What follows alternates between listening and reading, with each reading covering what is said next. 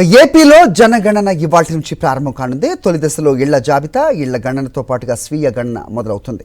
ప్రజలు తమ వివరాలను స్వయంగా గణన యాప్లో నమోదు చేసేందుకు ఇవాల్టి నుంచి ఈ నెలాఖరు వరకు అవకాశం ఇచ్చినట్టుగా రాష్ట్ర జనాభా గణన డైరెక్టర్ జె. నివాస్ తెలిపారు.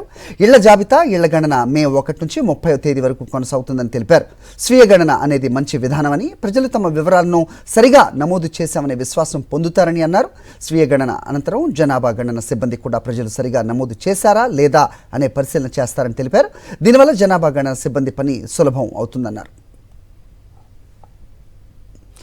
జనగణనకు 1,10,000 మంది ఎన్యూమరేటర్లు, సూపర్వైజర్లను వినియోగిస్తామని నివాస్ తెలిపారు.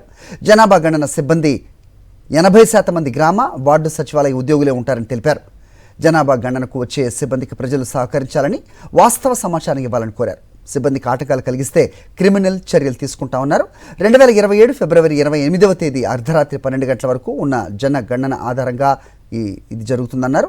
ఇక 2011లో చివరి జనగణన నిర్వహించగా 2027లో జరగబోయేది 16వదని, స్వాతంత్ర్యం వచ్చాక 8వ విడత అని వివరించారు డైరెక్టర్ నివాస్.